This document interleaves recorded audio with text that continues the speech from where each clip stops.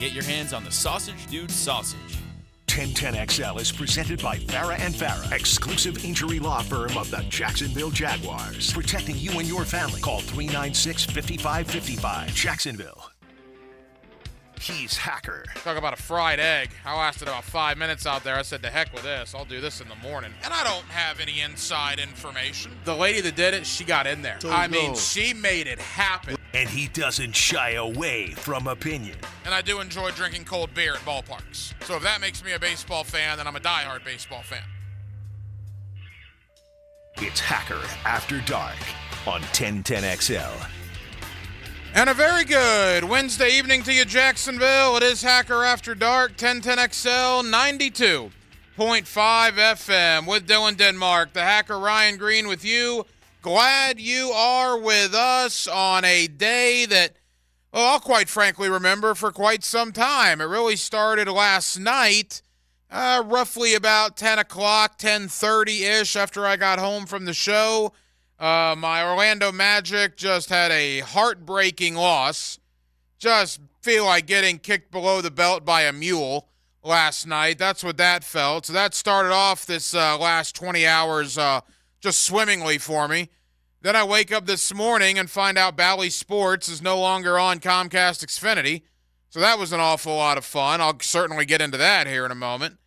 But, you know, look, you persevere, right? Things don't always go your way. You just got to shrug off your shoulder and move forward, man. It's not about how much you get hit. It's about how much you can get hit and still move forward, right? How much can you take, in the great words of Rocky Balboa? I can take Bally Sports being knocked off Xfinity. It really fires me up, but I can take it. I can take Orlando just giving me just a gut-wrenching loss in Game 5 last night.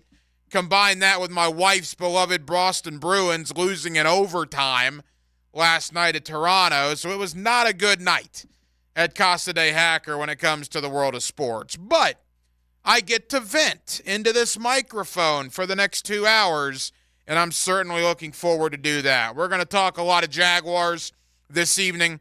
We got Mark Long of the Associated Press. He's going to join me in less than 20 minutes. We'll look back on the draft. We'll also give some thoughts on Zay Jones and what the Jaguars roster needs to do now moving forward as we approach OTAs. So Mark Long of the AP, less than 20 minutes away. Also my buddy Jared Bailey of the USA Today, talking Jags, talking AFC South, and more.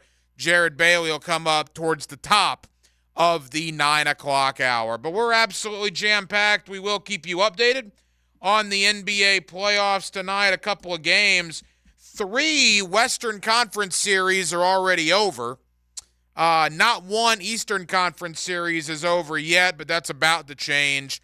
Boston can close out Miami tonight, and the Celtics have doubled up the heat. It's 32-16 with 2 minutes to go in the first quarter.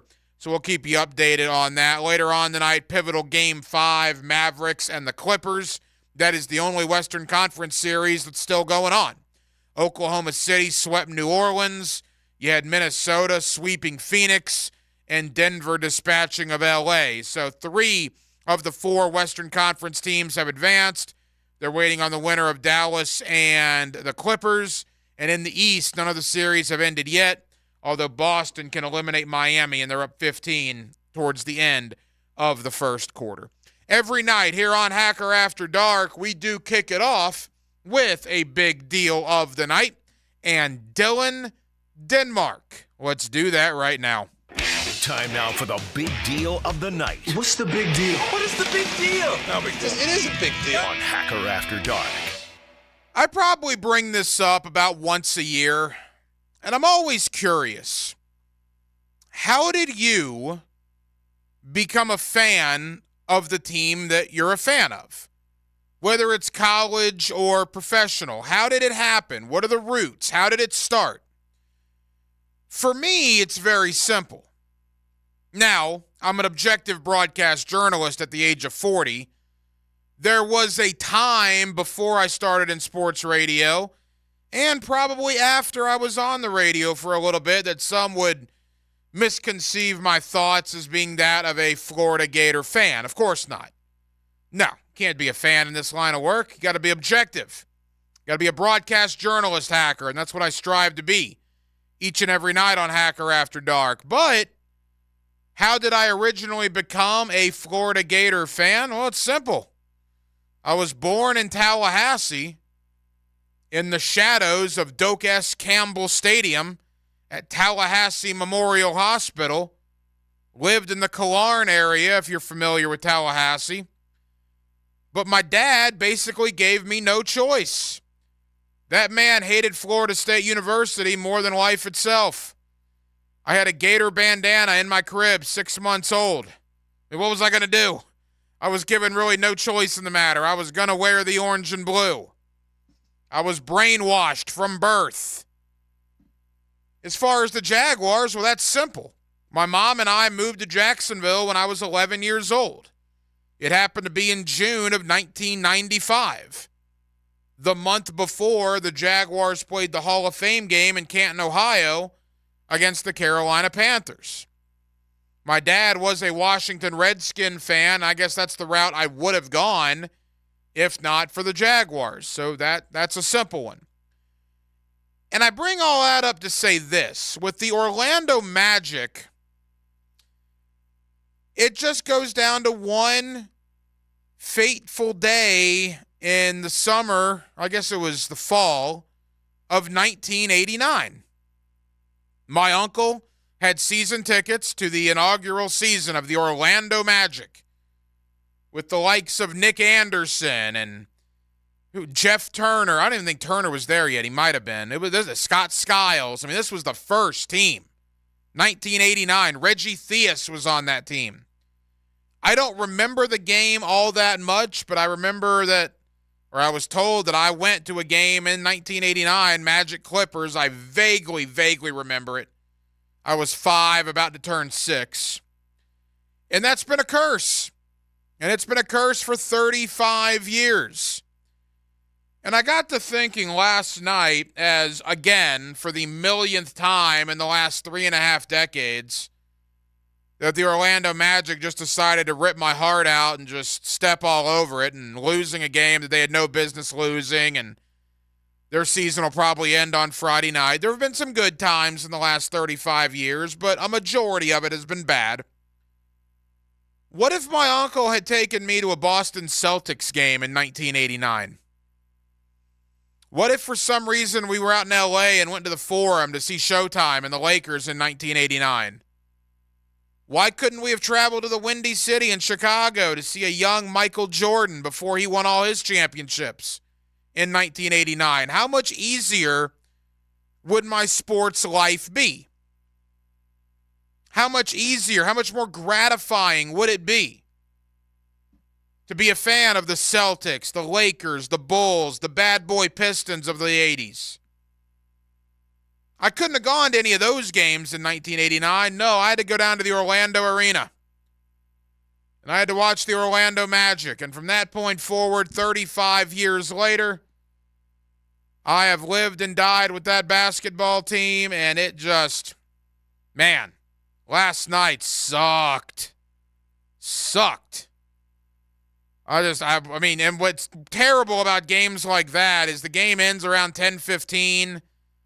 I had to wake up to get Little Hack to school today. I knew I wasn't going to get a lot of sleep anyway, and you just sit there, stare at the ceiling in your bed, and you're just like, my God, man, why am I doing this for 35 years? It never fails.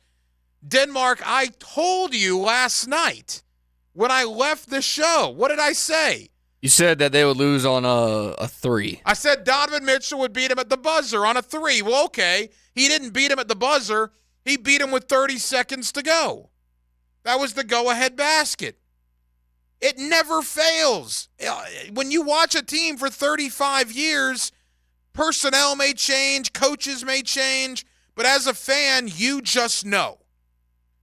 And that's why I think when I'm watching the Jaguars, of course now being the objective broadcast journalist, why I get so much grief on Twitter during Sunday afternoons, and I do. I might get a lot of grief, but let me ask you guys something. When you follow me on social media and I'm going in on the Jags, how many of those games have they ever come back and won? How many of those games have they ever turned the tide and come back and won? As a fan or as a media member that's just been around a team forever, you just have a sense, man. You just know. So that's my whole spiel tonight. I'm just curious. If you want to hit me up on the text line, designed by Lifetime Enclosures, I'd love to hear from you at 641-1010. A, who are you a fan of? And B, why are you a fan? Again, the Gators, my dad gave me no choice. I was 6 months old in orange and blue attire. The Jaguars, I moved to Jacksonville in 5th grade, going into 6th grade, literally a month before the season started in 1995. And Orlando, my uncle took me to a game. And don't get me wrong, I tell my uncle this all the time. He's still with us. He's still going after it. He's still a big Magic fan. Like, why did you have to take me to this place 35 years ago? Because it has been a sports curse. Curse.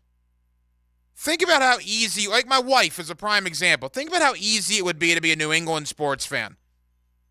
Heidi's in her early to mid, I'll say early 30s. Love you, sweetie. Early 30s. I won't give out her age. Early 30s. All she knows is winning. 6 championships with the New England Patriots. 3 of the Boston Red Sox. She wasn't alive for Bill Buckner. That's 9 titles between the Sox and the Patriots. Throw in a Celtics title in there. That's 10. And I'm pretty sure the Bruins have won at least 1, maybe 2 in that time frame. She's won a dozen championships. And she's considerably younger than I am. Me? I've never seen a team in the Super Bowl with the Jaguars. The Magic have made the NBA Finals twice in 35 years, and they're 1-8. They got swept in 95, and they lost in 5 in 09 to the Lakers. Now, collegiately, I've had some success, right? Billy Donovan and the college basketball team back in the day, that was cool. Obviously, 3 titles in football. All of that happened, of course, when I was still a Gator fan, not the journalist I am now. But professionally, it sucks. 35 years, I have 1 NBA final win. 1. Not a series, I have 1 game in 35 years. Never been to a Super Bowl. Being a Magic and Jaguar fan, ladies and gentlemen, builds character. It builds character. I've been kicked down and beat down so many times by these 2 organizations, primarily the Magic, that nothing really should bother me anymore, but it still does. I'm still a fan. But you know why I still do it? And I was thinking about this as I was just stewing last night over that loss to Cleveland. Which, by the way, the Magic season isn't even over yet. They still have Game 6 tomorrow. And let me go ahead and tell you, they're not going to win that game. Are you kidding me? Season's over on Friday night. I would be stunned if they won that game. And they're certainly not going to go to Cleveland and win in Game 7. But you know why, as I was thinking last night, why I continue to watch this team and go to these games year after year after year, decade after decade after decade? Because when it does happen, when destiny finally does show up, when the planets align, and they finally hoist that NBA trophy, maybe in 5 years, maybe in 10 years, maybe in 20 years, but I believe one day it will happen, I can say, you know what, man? I was there all along. I wasn't a bandwagon fan. I didn't jump off the ship. I didn't come on when times were good. I was there when the down times were down, brother. That's what being a sports fan's all about. That's why we love what we do here on 1010XL. That's why you love the sports that you do. I appreciate the platform. Just let me vent a little bit tonight. Because I was PO'd yesterday. And I think venting is therapeutic. But again, the question still stands. I'm a Magic fan because my uncle took me to a game in 1989. End of story. That's why. Why are you a fan of who you are a fan of? Hit me up on the text line. We'll read some of your responses. Designed by Lifetime Enclosures, 641-1010. Why are most of you Jaguar fans? Well, probably because you live in Jacksonville, right? It's a good start. Jaguar draft in the rearview mirror. Jaguar free agency all but in the rearview mirror. I saw they hosted a veteran corner from Detroit, I guess yesterday. They could sign a veteran corner. I wouldn't mind that. A veteran edge pass rusher as well. But I like the draft. I like what they've done in the offseason. I'll tell you what I really like. I got a kick out of this. You see the free agent jersey numbers were revealed for the Jaguars? They gave Gabe Davis Calvin Ridley's number. That's hilarious. Calvin Ridley, agent 0, right? Big deal. He was number 0. Well, for 1 year, he's out of here. So you know what? Let's give it to the guy that we hope replaces Calvin Ridley and Gabe Davis. That's your new 0 on the team. Obviously, he wasn't getting 13. That's what he was in Buffalo. Christian Kirk has that locked down. So you will see another 0 at wide receiver, not Calvin Ridley, but newly acquired Gabe Davis. Boston is absolutely destroying Miami. This series will end tonight. Boston up 49-25. 9 minutes to go in the second quarter. With Dylan Denmark, the Hacker Ryan Green with you. Jacksonville, we're glad you're with us on a Wednesday night edition of Hacker After Dark. Coming up next, into the Jaguars, my buddy Mark Long of the Associated Press will recap the Jaguar draft.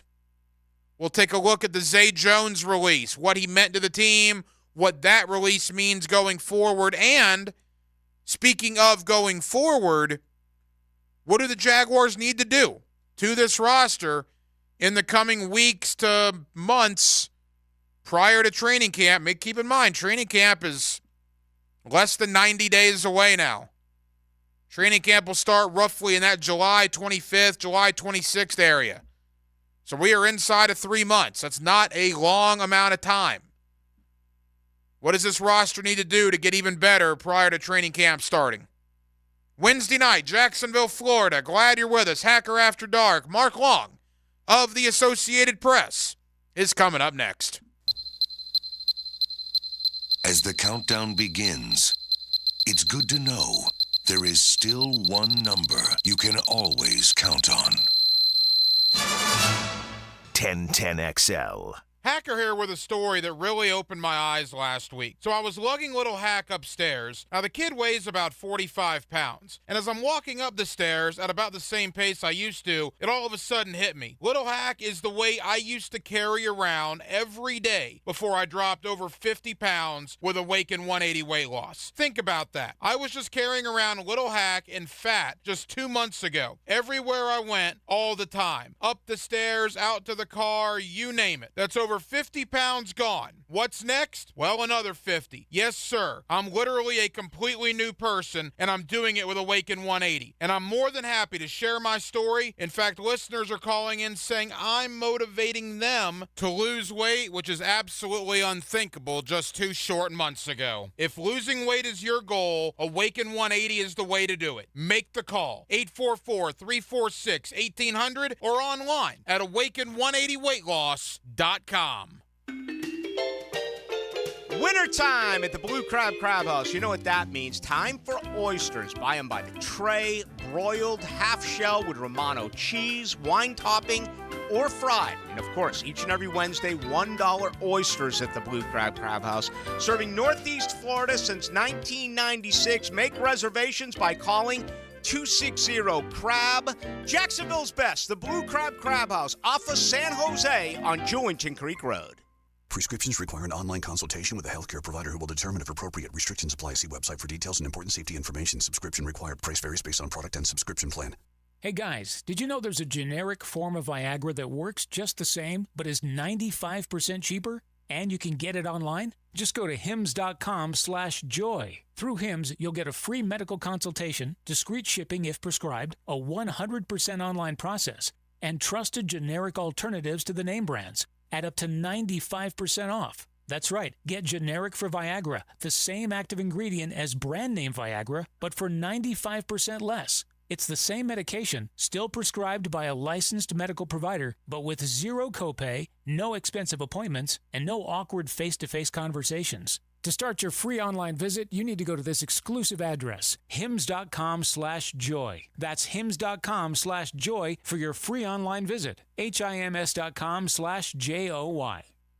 Give a man a fish, he'll eat for a day. Teach a man to fish. And he's listening to the Nimnicht Outdoors Show. With tips and stories. Presented by Duck Duck Rooter Plumbing, Septic and Air Conditioning. Every Saturday morning, 7 to 10. On 1010XL. I'm here with Danny Van Sickle, director of the Electrical Training Alliance. Danny, tell me about your program. Hey, Rick, we're a 5-year electrical apprenticeship. Our students start out making over $40,000 a year, and right now graduate making over $90,000 a year, including benefits. There is no tuition or no student debt. You just have to apply and get accepted. Did you say no tuition and no student debt? You heard that right, Rick. Once you're accepted to the program, your only cost are the books and the course fees. About $800 a year. That sounds like an amazing opportunity. How can I learn more? Just go to etajax.org, and you can apply there. Apply by May 23rd. Hey, sports fans, this is Hayes Carlyon from MyBookie. The NBA playoffs are heating up, and it's the perfect time to elevate your game with MyBookie. With MyBookie, you can bet from anywhere, anytime, so you never miss a shot to cash in on a play. You can even live stream and bet on the games right from the sportsbook, giving you everything you'll need to decide, cash out or let it ride. MyBookie really makes it easy to get paid with tons of boosted props and slam dunk parlays, and new boosts are now posted on the daily. It's more than just a sports book. Buzzer beaters, underdog upsets, and a community to share in all of the sweats. Give yourself a head start today and play with house money using promo code 1010XL when you make your first deposit. That's promo code 1010XL to claim a limited time bonus when you sign up and make your first deposit. Bet anything, anytime, anywhere, only with MyBookie. And don't forget that promo code 1010XL. If you're ready to upgrade your home's backyard living appeal and just need some design inspiration, let the experts at Art of Natural Stone make your outdoor living perfect. Known for summer kitchens, gazebos, pavers, patios, and pool decks using all natural stone. All the custom elements you need for a first-class professional design, and they do installation. Open to the public on Phillips Highway and on Beach Boulevard. Find ideas online at artofnaturalstone.com. Does the building you go to work in every day need a little love and attention? Jason Parker here with Performance Painting. Great companies take great care of the buildings their staff and customers walk into every day. If the building you're in doesn't match the vision you have for your company, we can help. Go to performance-painting.com. Our highly trained team makes the difference. Quality coatings applied with pride.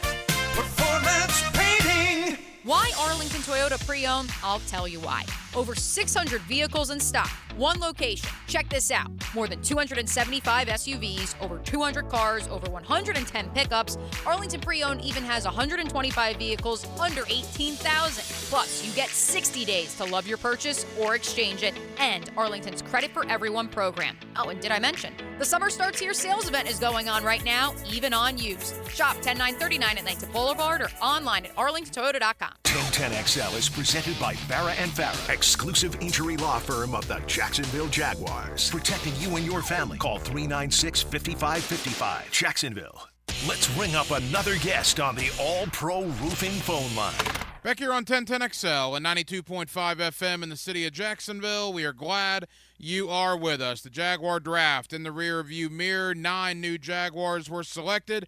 And, of course, the ramifications of the draft that have come since, including the release of wide receiver Zay Jones. There's a lot to get into with that. My buddy Mark Long of the Associated Press, he's always kind enough to join us here on 1010XL in Jacksonville. Mark, how you doing? I'm doing well. How are you, Hacker? Mark, we're good. Thank you for the time, and we'll get to the draft class in a moment, but let's begin with Zay Jones. I guess the writing was on the wall after the Brian Thomas draft pick. I know a lot of Jaguar fans were hoping they could figure it out to keep Zay, but ultimately a money move, wide receiver 4, making that much cash, it wasn't in the cards. Yeah, and not only that, but, you know, he wasn't available last year, so he missed 8 games with knee and hamstring injuries. He got arrested for the domestic violence. I know that thing was dropped, but still, it's about his availability, and makes it very hard to keep a guy paying him $10.8 million, or at least that's his cap number, when he's not available. So I think they were looking to upgrade the position, and they did that with Gabe Davis. Think about it go back, he would have been cut a month ago, more than a month ago, a month and a half ago, had they signed Calvin Ridley. The plan was to bring Calvin Ridley back, and they signed Gabe Davis to replace Zay Jones. So the writing's been on the wall for really 6 weeks for Zay Jones that he was persona non grata and he was the odd man out, and they wanted to move on and upgrade that thing. And drafting Brian Thomas certainly did it. I think bigger than drafting Brian Thomas and signing Gabe Davis was really the fact that they're going to bring in Jarvis Landry. This is a guy, 5-time Pro Bowler, who was out of the league last year. And I think they're looking at him and going, okay, listen, this could absolutely be an upgrade from Zay Jones. Landry's not necessarily a slot guy. I think he's probably more of an outside guy. Maybe he'll probably play some in the slot, but he's certainly a guy who could replace Zay Jones and maybe even be more productive than Zay, assuming he's fully healthy, and he's going to be at their rookie minicamp next weekend, and we'll see what he's got at 31 years old. It's interesting you bring that aspect of it up. I hadn't thought about Jarvis Landry. To me, that's an interesting story. But quickly, final thought on Zay. Boy, the fans really liked him. A very short amount of time. He made some great memories here, from the Dallas catch, the deep pass from Trevor, the 2-point conversion against Baltimore. Certainly the fans really hated to see him go. Yeah, and rightfully so. He is, by all accounts, a generally nice guy. And we have been in the locker room with him for 2 years. There's not many nicer humans to be around than Zay Jones. Christian Kirk, Evan Ingram, Trevor Lawrence, Josh Allen. I mean, there's a long list of them in that locker room. But I've been doing this, this is my 21st year, I think, covering the Jags. And I'd have to put Zay Jones in terms of just nice human beings, pleasant to be around, enjoyable to talk to, really deep guys. I'd have to put him in the top 5. We just don't find that very often in society, let alone in an NFL locker room. So from that standpoint, I think the fans connected with him. He's absolutely real. He is who he wants. He is who he is, and he says what he says. And I think people respect that and enjoy that. So he will be missed, no doubt. He'll get another job. Somebody will take a flyer here on Zay Jones, and he'll go and impress somebody. He's in fantastic shape, always has been. And, he'll go in and interview, and people will fall in love with him, which I think the Jags did when they signed him to that 3-year, $24 million deal in 2022.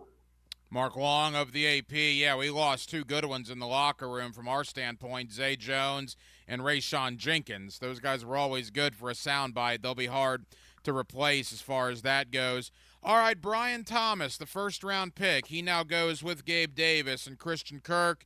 I guess presumably Parker Washington, Devin Duvernay. You mentioned Jarvis Landry. That's an interesting thought.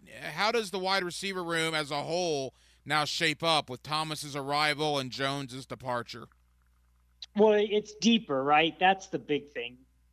What got exposed last year is when with Zay Jones and Christian Kirk both got hurt, that receiving core was exposed. It was Calvin Ridley and honestly a bunch of scrubs. I don't really know how else to put it.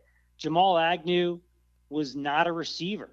Tim Jones, Parker Washington, Elijah Cook, Seth Williams, not ready. And we saw it. 2 of the injuries Trevor Lawrence sustained can be directly related to Parker Washington not doing what he was supposed to do. So you just can't live like that. You can't have that mix of a receiving core when you think you've got a franchise quarterback, when you think, you're an 8-3 AFC South dominant team. That's who you think you are. And you got to take into account injuries are part of the game and they're going to happen. So you better have capable backups. This team took a gamble, went really young in the backup department last year, and it backfired. So they went out and they've upgraded. They've upgraded with Devin Duvernay over Jamal Agnew in terms of receiver-wise. I don't know if Devin Duvernay is going to be a better returner, but he's certainly a better receiver, more accomplished receiver than Jamal Agnew. Brian Thomas is a huge upgrade from Zay Jones as a starter. They think, or you look at it like this, Brian Thomas, they think can be a huge upgrade from Calvin Ridley. Gabe Davis, they think will be an upgrade from Zay Jones. And then I go and I look at, a guy like Jarvis Landry, and I'm, okay, now that's a guy, if you can get him, he played for $3 million 2 years. If you can get him for $3 million, that's a much better salary than what you're paying Zay Jones. And he's obviously, more accomplished. And that's a guy that if you had to throw him in there, you could throw him in there and feel really good about it. Go back a few years. They had a guy, they had the Minnesota guy. What was his name? I can't think of him right now. I'm going to kick myself. But anyway, Laquan Treadwell. Yeah. Great practice player, Mark. Him. He wasn't a 1 or a 2 or even a 3. They just had this veteran guy sitting on the bench, but when they threw him out there, the game wasn't too big for him. The moment wasn't too much for him. He wasn't going to blow by defenses. He wasn't going to, kill you over the middle, but he was a guy who would do what you asked him to do if you need him to do it. And so that's what they needed to get back to that. If they're going to bring Parker Washington along, if they're going to bring Elijah Cooks along, that's fine, but you can't do it with those guys being backups. And by the way, I think what you got to look at is when you look at what they did with this free agent draft class, they signed 13 undrafted free agents. Well, 5 of them are receivers. So clearly they're looking for more from this receiving core. And when I look at that 5 undrafted guys coming in, I think, okay, if I'm Elijah Cooks, if I'm Seth Williams, if I'm Parker Washington, I'm worried about my job because they're coming. They're gonna probably keep one of those guys, and they're all big guys, or most of them are. Cephas is 6'3", Wayne Ruby 6'1", Joseph Scottes 6'2", and David White Jr. 6'4". So they brought in some height in there to see what they can get. Maybe they can go find a better version of Elijah Cooks, a better version of Parker Washington. A couple of more from Mark Long of the Associated Press. Mark, they went back to Baton Rouge twice to get Mason Smith and Jordan Jefferson on the defensive line. And one thing I'll say about Trent Baalke, and I know he gets a fair share of criticism, I think some of it is unwarranted, but at that postseason press conference that you were at back in, January, late January, a couple of weeks after the season, at that point everybody's talking about Josh Allen and what the future is there, or Calvin Ridley, what the future is there. But one of the things Baalke said, we need to get bigger, more physical, and tougher on the line of scrimmage. And you look at what they did. Free agency, Eric Armstead, Trevis Gibson, Mitch Morse, re-sign Ezra Cleveland. And now in the draft with Mason Smith and Jordan Jefferson, Javon Foster, throw in the 7th rounder Miles Cole. That's 8 guys, 280 or bigger, that they're going to plug in on the line of scrimmage on both the O-line and the D-line. From that standpoint, Baalke did exactly what he said he was going to do. Yeah, and it's Baalke's playbook, right? Like, he still is a firm believer that this is a big man league and you win on the lines of scrimmage, you win in the trenches, you win by being bigger, better, faster than everybody else. So that's what he went out and did. He stuck to his guns and did that. And you go and you look, 3 of those guys from LSU, clearly they relied on inside linebackers coach Matt House, who spent the last 2 seasons as LSU's defensive coordinator. They relied on him to get some talent from that LSU team, get them in the building right now. And I would not be surprised if all of those guys, their first 4 picks, are certainly contributing right out of the gate. And then you look at picks 5, 6, and 7, very much special teams picks. DeAndre Prince from Ole Miss, he's going to be a complete gunner right off of the gate. Keelan Robinson's going to be a returner right out of the gate. Cam Little's going to be their starting kicker. And then you look at the very last pick, you mentioned him, 280 pounds, Miles Cole. That's a project. This was not a very deep draft. You got into those later rounds and it was just pick your poison at that point, pick a guy and see how he develops. And so for them, they're taking this guy. They'll probably stash him on the practice squad, stash him somewhere for a couple years and see how he develops. You can't teach size. You can't teach a 7'3" wingspan. So you see what this guy, Miles Cole, maybe can develop into at this level. Mark, how does Jarian Jones fit into the corner room with Tyson Campbell, Ronald Darby, and Darnell Savage? Yeah, I would say he's your nickel corner. I didn't love that pick, to be honest, and I like Jarian Jones. I liked him at Florida State, but he wasn't good enough at Florida State to be an outside cornerback, and he was very good inside. I think the ESPN stats and info called him one of the best guys. He didn't have a touchdown in 436 coverage snaps over his last 2 years with the Noles. That's impressive. So, I think he got a 33% completion percentage as a targeted defender in FBS, which is, fantastic rate. So he's got some skills, no doubt.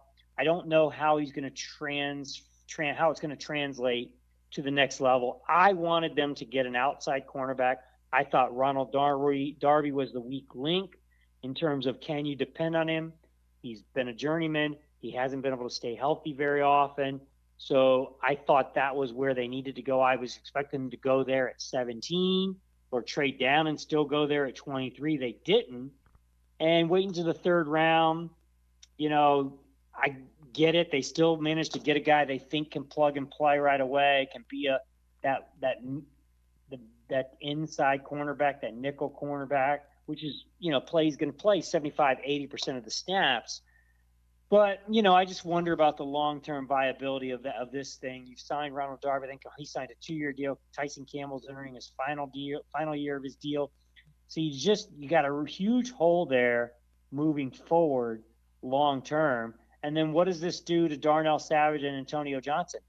You got Cisco, Johnson, and Savage, all three safeties. One of them, there was talk about one of them playing nickel. Now all of a sudden with Jarian Jones in, you got to think Jarian Jones will be the nickel or at least rotate there. So to me, it leaves a lot of doubt as to where everybody's going to play because you've paid or drafted 6 guys for basically 5 spots. Somebody's going to be the odd man out. And if it's Jarian Jones, then you drafted the wrong guy in the third round. Final moments with Mark Wong of the AP. Mark, as we wrap up, they got money, man. They saved another $5+ million releasing Joey Sly and Zay Jones. They already had top 5 cap money available of any team in the league. You mentioned corner.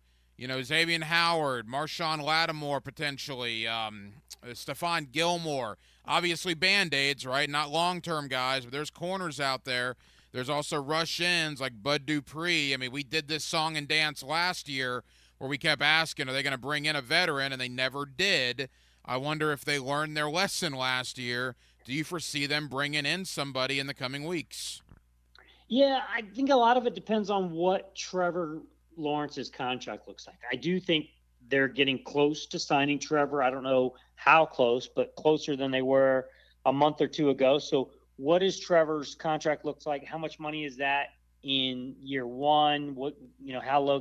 But if they can get that cap number to be pretty low, then absolutely. And I would say the number one spot they got to go address is that pass rusher.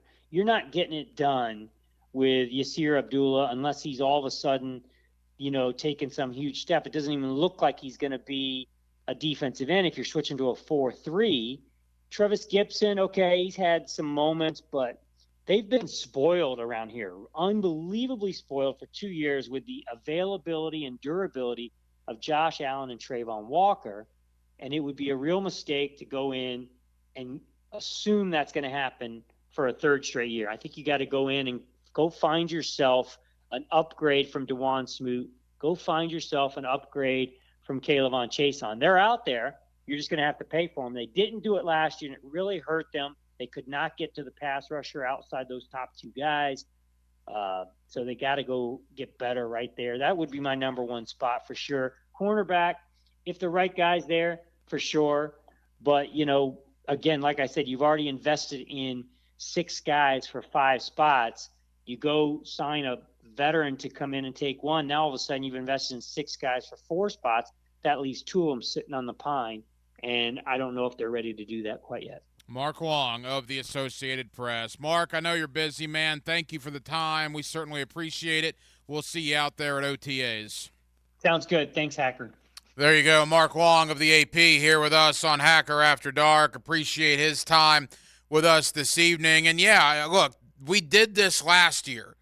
And I ran it on this last night, and I'll probably rehash it again, if not later on tonight, but certainly later on this week. Do not make that same mistake again. Is Bud Dupree or Carl Lawson going to come in here and be a Pro Bowler? No, they're not. But they're better than the fourth option you have currently on the team. You have money to spend, right? Trayvon Walker and Josh Allen, remarkably, both guys were healthy as they were last year. Can you imagine what this defense, what this pass rush would have looked like had either Walker or Allen, or heaven forbid, both of them have gone down with injury last year? I don't know who was third on the team with sacks, but I think they had like 3.5. Allen had 17.5, Walker had 10. The next guy had 3.5.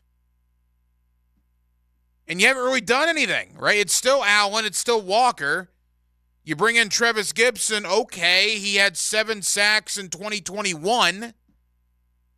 In Chicago, he had 3 in 22, and he was in Tennessee last year and got hurt. Didn't do anything. You've still not done anything to address depth at the edge pass rush position. Please don't do that again. Don't make us ask you every press conference you're going to bring in a veteran. And for goodness sakes, Doug Peterson, don't sit up there and say, we think our young guys are going to develop. No. We had to hear that the entire offseason last year, and guess what? They never did. Yasir Abdullah was a healthy scratch for 8 games. Tyler Lacey was a guy. Caleb Chason, oh my gosh. Oh, it's a contract year for Caleb Chason. Yeah, that worked out really well. What do you have, 2 sacks? Got to get some help for Allen and Walker, man. You got to. Corner as well. They got a lot of guys, right? But are you okay in the AFC South knowing you got Nico Collins, Tank Dell, Stephon Diggs in Houston? Knowing you got Michael Pittman Jr., Alec Pierce, Anthony Richardson, Jonathan Taylor in Indianapolis, Calvin Ridley and DeAndre Hopkins and Tony Pollard and the fellas in Nashville. Are you all right going out there in 2024 knowing Tyson Campbell and Ronald Darby are your 2 starting corners with either Darnell Savage or Jarrian Jones as your nickel? I don't know, man. The bad part about it is, again, I like what the Jaguars have done with the roster. I don't want it to seem like I don't like it. I do, but I have concerns. Depth at corner, depth at edge rush. I have concerns about that. There are guys that are available. Are they going to be great players here for 5 years? No, they're not. But if you want to win in 2024, go bring in a Stephon Gilmore. Go kick the tires on a Xavier Howard. Call New Orleans and see what they want for Lattimore. Bring in a Bud Dupree. Bring in a Carl Lawson on the D-line. You got the cash, man. You got a lot of room. You cut Zay Jones. You got $5 million yesterday by cutting Zay Jones and Joey Sly. Take that $5 million. Give out a 1-year deal to one of those veterans. That would probably get it done. It's not about them coming in and necessarily doing big things on the stat line. It's about having some insurance. It's about getting some rest and some depth at those positions. More on the Jaguars coming up at the top of the 9 o'clock hour. Jared Bailey of the USA Today. Later on in the 9 o'clock hour, my buddy Dallas Robinson of Pro Football Network as we will look back on NFL Draft Weekend. Boston up 22 on Miami, Game 5, Eastern Conference first round. With a win, the Celtics advance. Miami would be eliminated. That appears it's going to happen, barring a unforeseen circumstance at the TD Garden. Celtics up 22 at the half. Tonight, 10 o'clock, Game 5. Dallas and the Clippers, series tied 2-2. In the NHL right now, Las Vegas and Dallas are tied at 2 apiece. Did you wake up this morning, flip around your cable provider, Go to Bally Sports where you get to watch the Magic or the Rays or the Marlins, your state sports coverage, and you get a big, awful, nice purple sign from our friends at Comcast saying we no longer carry Bally Sports. I don't know whose fault it is, and I don't care. I don't know if that's Bally Sports' fault. I don't know if that's Comcast Xfinity's fault. Fix it and fix it now. And it's not just here. It's like 33 states. I saw Atlanta fans flipping out that they lost Bally Sports Braves coverage. I saw people up in Michigan flipping out that the Detroit Tigers and their Bally Sports provider were no longer carrying them. That's a disaster, man. Absolute disaster. It doesn't necessarily bother me right now, but it's going to bother me immensely in October because that's where the Magic are. They got 5 months to figure this out. Or I got 5 months for people smarter than I am, like Denmark, in there to tell me where I can watch my Orlando Magic. Because if I don't have Bally Sports and that costs me some Magic games next year, you want to talk about one aggravated individual? You're looking at him right here. I've just had one of those days, man. One of those days, Denmark. This, again, therapeutic to be able to get in here and talk about all my sports problems. All, ironically enough, seem to revolve around the Orlando Magic. Yeah, you fixed the watching the games through the internet. It's probably not legal to search through some streams, but that's how you can watch. Yeah, but that even aside, if I have to pay some bucks, I don't care. Would I still have to get the Bally Sports app if it's not back on Xfinity by October? No, you don't have to. You don't have to, no. Right, you can go on some internet stream, and that can give you every game for free. Okay. And I'll rely on, I'm sure none of the good folks at the JSO are listening, so we're not talking about pirating or anything. So everybody in the city does it for every UFC fight. I'll rely on Denmark in there. That's Denmark in there to let me know what those websites are. 641-1010. We're almost at halftime here on Hacker After Dark. We'll take you up till 10 o'clock. We always try to remind you, but in case you've forgotten, I don't know how you could, we stream every night, every show here on 1010XL during the day, including us here on Hacker After Dark. 1010XL Facebook. We're there every night for you. 1010XL YouTube. We're there every night for you. And 1010XL on Twitter/X. You get home, you unwind, you get the children to bed, flip us on, either on the app or on the stream, Facebook, YouTube, Twitter. We're there every night, 8 to 10 here on Hacker After Dark. Coming up next, back into the National Football League, a couple of things in the college world as well. And again, Jared Bailey of the USA Today talking Jags and NFL draft fallout. He comes up in less than 20 minutes on a Wednesday evening in the city of Jacksonville. We're glad you're with us right here. It's Hacker After Dark, 1010XL and 92.5 FM. A Baseball Radio? 1976 called. It wants its hairstyle back. Decide for yourself. Watch 1010XL on YouTube. Search 1010XL Video, all one word, to see shows, podcasts, and more. Hey, it's Matt Hayes, and summer's here on the First Coast. You know, long days, short sleeves, lazy summer afternoons, and soaring temperatures that can do a number on your AC. But do what I did and plan ahead with an expert AC tune-up from Fenwick Home Services to avoid those costly summer breakdowns. If you've heard me say it once, you've heard it 1,000 times. Hope is not a plan. That's why Fenwick Home Services has you covered 24/7 with same-day service, including maintenance plans, free same-day estimates, and guaranteed repairs. Book online at FenwickHomeservices.com. That's FenwickHomeservices.com. Catch Gators baseball all season long on 1010XL. Brought to you by Farah and Farah, the official personal injury law firm of the Jaguars. And Renewal by Anderson, the official window and door replacement partner of the Jacksonville Jaguars. Dave Binion here with my son Ammon, who is the air duct cleaning manager at Zero Res. So Ammon, you may notice a little rattle in my voice and some puffiness in my eyes. That's because allergy season is coming on. Can Zero Res help? Yes, your health has a lot to do with the air you breathe. A clean and healthy home begins with clean air. At Zero Res, we can help clean the air in your home by cleaning your air ducts, cleaning the coils in your HVAC units, and fogging the system with a powerful antimicrobial that helps kill and control the growth of microorganisms in your air. We also have options for maintaining your clean air with our excellent inline air purifier and UV lights that will help keep your system clean and healthy. At Zero Res, we are more than just air duct cleaners. We're a clean air specialist. Have Zero Res air duct specialists out, and right now we'll give you $50 off your air duct cleaning, and while we're at it, we'll give you $50 off your dryer vent cleaning. Zero Res. Spelled forward or backwards, it's the right way to clean. CEROREC.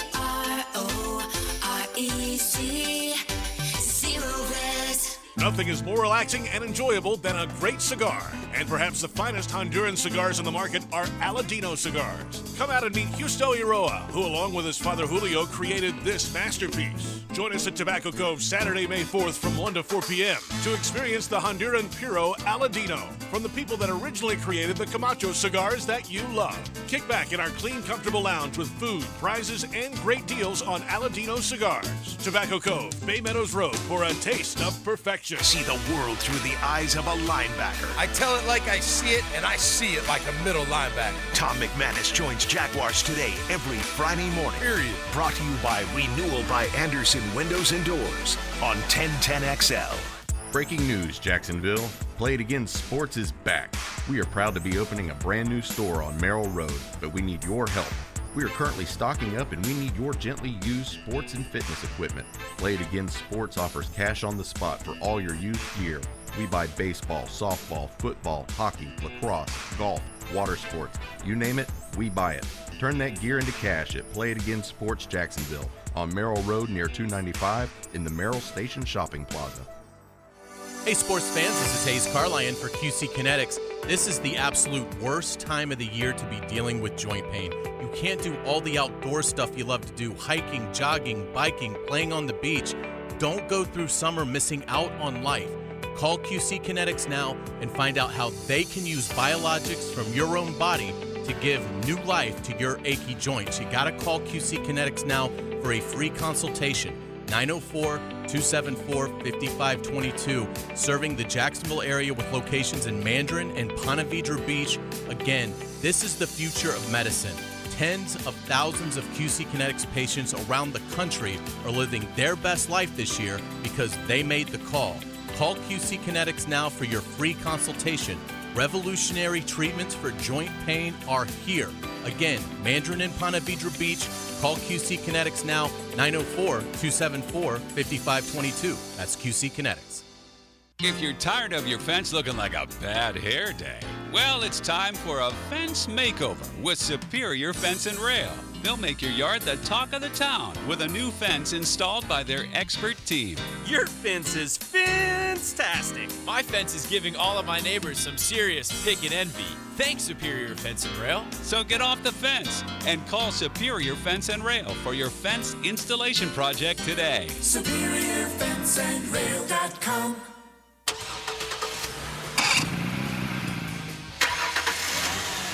Now those sound like some well-oiled machines. Hey, Glenn here from B&B Oil. If you have equipment that needs fuel and only want the best for your engines, we've got you covered. From fuel for boats to construction sites with large equipment, we deliver all types of fuel and lubricants. We also have tanks from 250 gallons to 2,000 gallons and larger if you need them. Give me a call and let's talk. Find us online, bb-oil.com. Jumbo Shrimp Baseball, presented by FIS, is home all week at 1-to-1 Financial Ballpark. Tonight is ViStar Good is Everywhere Wednesday, followed by Coors Light Thirsty Thursday with beer specials. Then it's Red Shirt Friday with day games on Friday and Saturday. The first 2,000 fans get a free bucket hat Saturday, courtesy of Miller Electric. Tickets start at just $5. Log on to jackshrimp.com for tickets. Jumbo Shrimp Baseball. Hayes Carlyon here. Tired of missing out on the conversation due to hearing loss? At Jacksonville Hearing and Balance, their team of audiologists led by Dr. Douglas Green can help you rediscover the joy of connection. Visit jhbi.org today. 1010XL is presented by Farah & Farah, exclusive injury law firm of the Jacksonville Jaguars. Protecting you and your family. Call 396-5555. Jacksonville. Hacker After Dark on 1010XL. Yes, it is. Glad you're with us. As we mentioned beforehand, streaming on all our social media platforms, Facebook, Twitter, YouTube. Of course, the MyBookie Digital Studios. Our digital footprint, our social footprint really has expanded. Denmark, I remember a world. I'm old enough to remember a world. Tell me if you remember this. That'd be a no. Where you and I were the only streaming show on the station. Yeah, for, what was it, a year? Yeah, about that. Oh, that's a good idea, right? And then, then everybody started doing it, which that's the way the world works, man. I love it. Absolutely love it. And we look a lot better at it. They've done a lot of work out of the MyBookie Digital Studio is rocking every night and all during the day, 6 a.m. all the way through 10 p.m. Think about that. I was talking to somebody, allow me to toot the 1010XL horn a little bit here, being the company man that I am. I was, where was I at? I was in Tampa for the Kenny Chesney show. This was before the lady was smoking a joint next to us at Raymond James Stadium. On a doobie? Yeah, this was in the parking lot prior to that lady doing that. And he was talking about their sports radio station down there, and I was telling him about 1010XL. He's like, yeah, man, do you guys local, national? I said, no, we're local. He said, oh, yeah, how many local programs you got? And I started adding them up. I said, well, we're local 16 hours a day. Think about that, 16 hours a day, 6 a.m. to 10 p.m. Let me do my Wolfson math here. 16 times 5, that's at an absolute minimum. That's without weekend programming or any games that we air locally. We're local 80 hours a week on this radio station. There are not a lot of radio stations in this country. Dare I say there may not be any of the outside of New York and maybe Boston that have 80 hours of local programming every single week on the radio. It's just kudos to management here and everything they've done, certainly, as we've been around now as a radio station for 17 years. Started in March of 2007, actually early April of 2007. And here we are in May of 2024. So again, thank you. The MyBookie Digital Studio. I was thinking about this as well as we get back into the Jaguars. Jared Bally of the USA Today coming up in less than 10 minutes. And we'll do more of this as the week goes on. Quite a changing of the guard here in Jacksonville. Caleb Chason was here 4 years. He's gone. DeJuan Smoot had been here, 5 or 6 years. He's probably gone. You got Jamal Agnew, Rayshawn Jenkins, reach here 3 years. They're gone. Trey Herndon's likely not to be back. He was here for a while. He's gone. A major changing of the guard. Major roster turnover. And we'll do more of that again as we get closer to the season and as we get into the summer months. But we spend so much time talking about the guys that are coming in, the new arrivals, and with good reason.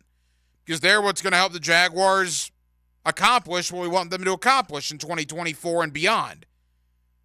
But if you really take stock of the guys that are gone, yeah, I don't think anybody's going to cry over any spilled milk for Caleb Chason. All due respect to him. Like, DeJuan Smoot was a great Jaguar. I had a fathers-to-be class where I sat next to DeJuan Smoot. He and I were in the same class as both of our wives were expecting, 5.5 years ago. That would be rough if he didn't come back. I'm a big DeJuan Smoot fan, and he's a good football player. A lot of Jaguar fans took the Zay Jones news very rough yesterday, and he was only here for 2 years. So when you change over, 20, 22 guys on the roster, you talk about the new arrivals. You don't necessarily think about the guys that are leaving, but there are a lot of Jaguars that have played a lot of football in Jaguar uniforms that have been shown the door this offseason, and the roster is going to look vastly different in training camp in July than how it looked when they left that field in Nashville back on January 7th. Halftime, Hacker After Dark on a Wednesday, 1 hour down, 1 hour to go. Coming up next, Jared Bally, one of my buddies from the USA Today. Jared's the kind of guy that he'll give you good answers, man. Don't ask his opinion if you don't want a straight answer. Jared doesn't hold a whole lot back. We'll talk Jaguars. We'll talk draft. We'll talk AFC South. And we'll talk big storylines heading out of the draft and heading into OTAs around the league. Jared Bally of the USA Today next on a Wednesday night in Jacksonville. It's Hacker After Dark. 1010XL takes you behind the microphone. I took a long, hard look at myself. You know what I saw? Dan Hicken and Jeff Prosser. What? They are The Drill. I'm a babe magnet. I'm catnip. Mornings on 1010XL. Now you can watch 1010XL shows all day on X, Facebook, and YouTube. Brought to you by MyBookie. Experience Vegas from the comfort of your phone anytime, anywhere. Sign up today. Use promo code 1010XL. Hacker here for Awaken 180 Weight Loss. Awaken 180 Weight Loss. You know, I went to a draft party this past weekend. Hadn't seen a lot of these people since the Super Bowl. Well, that was prior to February 20th when I started on Awaken 180. When I walked in there was some head turning, man. There was some reaction. Now, in the past, maybe there was that because of, quite frankly, how overweight I was. On this occasion, no. It's because I've lost 55 pounds since February 20th. Think about that. 55 pounds down. How did I do that? I did it with Awaken 180 Weight Loss, the best weight loss program I've ever been on. The results speak for themselves. If it's time for you to drop some weight like it was for me, I cannot possibly tell you enough and recommend enough Awaken 180 Weight Loss. Go to their website, awaken180weightloss.com, or give them a call at 844-346-1800. Trust me, if I can do it, anybody can do it. Awaken 180 Weight Loss. Electricians, innovators, and tech enthusiasts, listen up. Miller Electric is shaping the future, and we want you to be a part of it. From healthcare and data centers, corporate offices, aviation, and industrial facilities, Miller Electric is powering the most exciting projects in Jacksonville and beyond. We offer not just a job, but a thrilling career with great pay and incredible benefits. Visit us at millercareers.com to apply. Miller Electric, where your skills meet our vision, and equal opportunity employer. Bueller Air Conditioning presents Are You Cool? Today's challenger, a corporate management manager from Jacksonville, Florida. Meet Les Blankston. Yeah, hi, Bob. That is a remarkably beige suit there, Les. Tell us, why are you on the show? Well, I just replaced my old air conditioner with a new one from Bueller, and I'm just so comfortable these days. I wondered, am I cool now? Let's find out, Les. Go ahead and spin the wheel.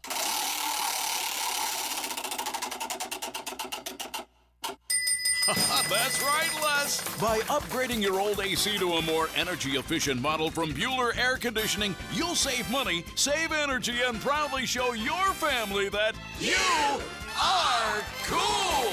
Ooh, do you think I should get a mohawk? Pace yourself, Les. Stay cooler with Bueller.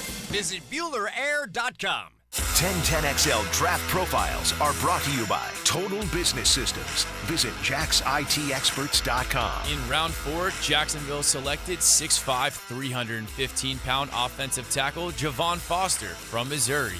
With only one offensive lineman under contract after this season, Foster brings size and depth and adds youth at a fair price.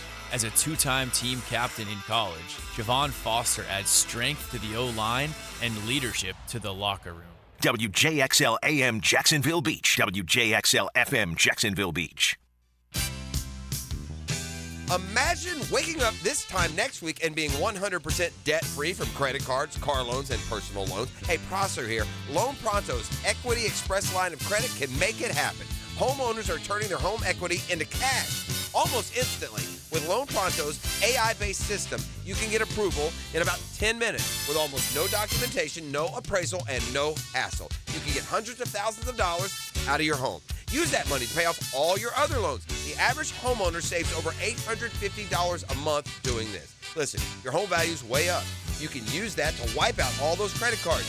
Get some money for a home improvement. Literally hundreds of thousands are at your fingertips, and approval is just minutes away. So call now, 904-999-1508, 904-999-1508, or go to loanpronto.com. NMLS 1661781, subject to lender approval, equal housing lender. Want to rock out with Motley Crue, Foo Fighters, and Limp Bizkit? Listen to the 10-Minute Drill every morning this week in the 7 o'clock hour for your chance to win 4-day weekend passes for Welcome to Rockville in Daytona.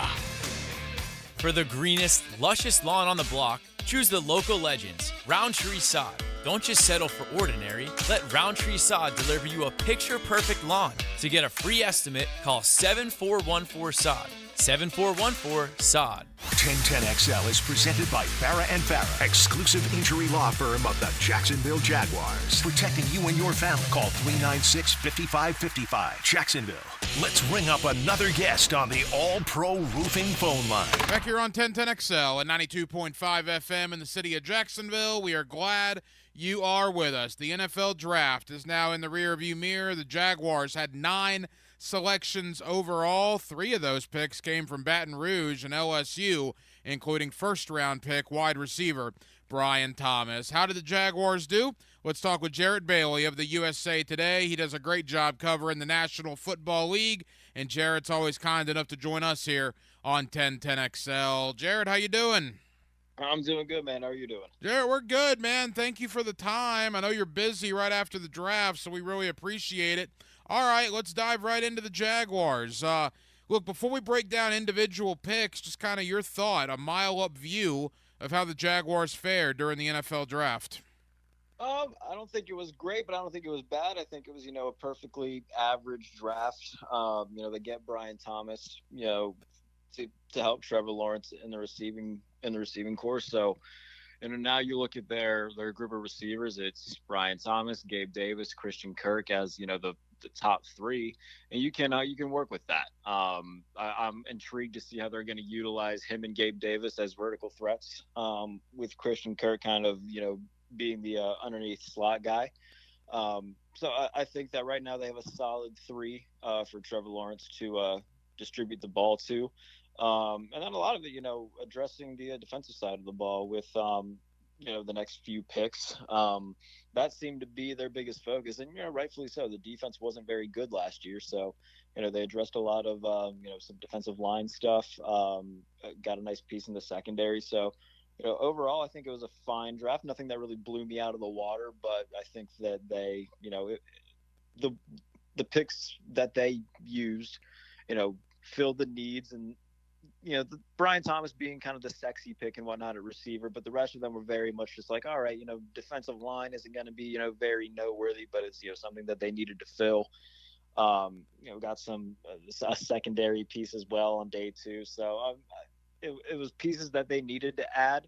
And like I said, nothing that blew me out of the water, but again, it was a fine draft. Jarrett Bally of the USA Today. Jarrett, were you surprised they went wide receiver in round 1 when both Quinyon Mitchell and Terrion Arnold were there? And even in Arnold's case, they basically passed up on him twice. They traded back to 23.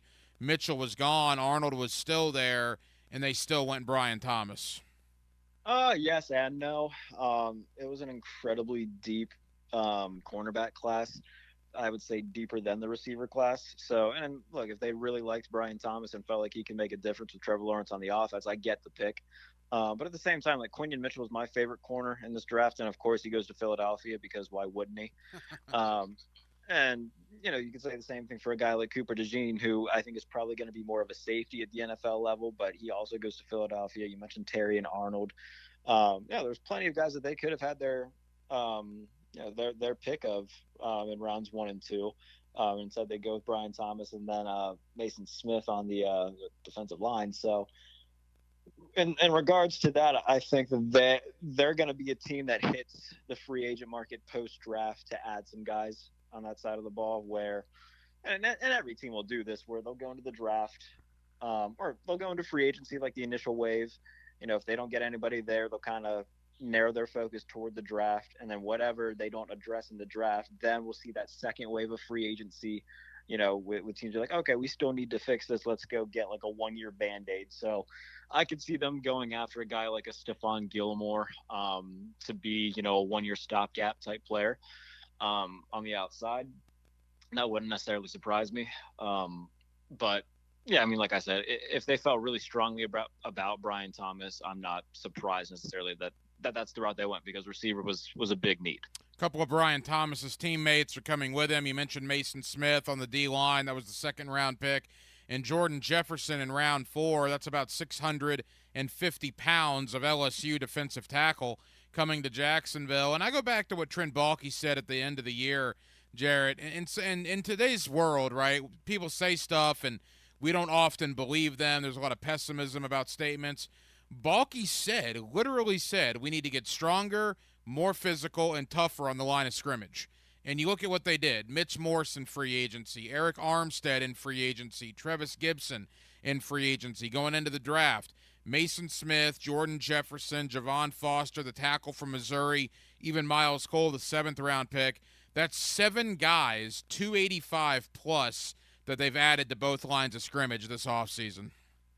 And I think a lot of that goes back to the fact, like, if you look at most defenses now, like, more often than not, the base defense is being in nickel. And so when the pendulum swings that way for the defense, then it's going to go the other way for the offense where, okay, you know, if they're going to be in, you know, there's going to be these smaller nickel corners on the field, we're going to counter that and punch back with, you know, heavier personnel and run the ball a little bit more. So I think the Jaguars would like to do that. And I think that just about every team would like to not have to ask their quarterback to, you know, be Superman every week. And that was a big issue with the Jaguars, is that Trevor Lawrence had to do everything. And in the final month of the year, it caught up with them because he was dealing with the calf injury. I think something with his knee, a little bit with his shoulder, his ankle. Like, he was dealing with a ton of stuff and still needed to be the end all be all. So I think that they would like to be able to have a reliable run game. You know, they just picked up Trevor Lawrence's 5th-year option and Travis Etienne's 5th-year option. So I think that Etienne's going to be more of a focal point in the run game this year, to take a little bit of the load off of Trevor Lawrence. And you got to have guys who can, you know, move people and open up lanes for an effective run game. So I think that that was their biggest thing, was, at least on offense, was, okay, let's try to find some balance here and not have to have Trevor Lawrence be, you know, Superman every week. We know that he can be Superman, but, you know, having some sort of balance is good. And then on the defensive side of the ball, like, their pass defense was bad, but I think a lot of that was also, you know, they had a little bit of a struggle getting to the quarterback at times and slowing down run games. So trying to find balance on both sides of the ball is never a bad plan. And again, it's not always, you know, the most, you know, attractive of picks, but it's clear that they had a goal in mind. And with the picks that they used, it's, you know, there's a very clear, like, proof of concept that they have. Couple of more for Jared Bailey of the USA Today with us here on 1010XL in Jacksonville. Jared, you mentioned Trevor Lawrence and Travis Etienne, both 5th-year options picked up earlier this week by the Jaguars. Just your thoughts on both guys coming into year 4. We'll begin with Trevor, probably not the year 3 that he wanted. I think injuries, as you mentioned, had a lot to do with that. What is your thought on Lawrence entering 2024? Yeah, I mean, there's been too much like Trevor Lawrence slander for my liking this offseason. And again, you know, I already pointed it out, he's dealing with a ton of injuries, and he was asked to do a lot. So, you know, at one point, the Jaguars were the number 1 seed in the AFC at 8-3 at one point. And then, like I said, you know, Trevor gets hurt. The pass defense was really, really bad down the stretch, where they got eaten alive in back-to-back weeks by Jake Browning and Joe Flacco. So anytime that you're giving up big passing yards to guys like that, no disrespect to Browning or Flacco, but, like, they aren't top echelon quarterbacks. But the Jaguars defense made them look like that. So when you're constantly having, you know, to rely on your quarterback and your offense to put up, you know, 28, 30 points that week in, week out, you know, that's not a recipe for winning. And it eventually caught up with them. And when Lawrence's injuries were added into that fact, it just became a big recipe for disaster at the end of the year. So in terms of Trevor Lawrence, I still think he's easily one of the 10 best quarterbacks in the league, probably like one of the 7 or 8 best quarterbacks in the league. For him, you know, when it comes to these debates on quarterbacks, it doesn't help that CJ Stroud just had a fantastic year, and he's like, you know, the shiny new toy in the room, where everybody, you know, wants to talk about CJ Stroud, but Trevor Lawrence is still fantastic. And, you know, Travis Etienne, you know, if he has, you know, an offensive line in front of him that can open up holes, he's still one of the better dual threat backs in the league. So I think it was smart to pick up both of their options. I would expect a big money extension for Trevor Lawrence, and then we'll see what they decide to do with Travis Etienne. But both of them are fantastic, and both of them are important for the Jaguars' success offensively, especially, you know, 16 under center, who, again, I think that there's been way too much Trevor Lawrence slander this offseason, and I think he's going to shut a lot of people up. We haven't spoken since Josh Allen got his big money extension here in Jacksonville, one of the highest paid rush-ins now in the NFL. Certainly, Jared, after 17 and a half sacks last year, probably a well-deserved contract.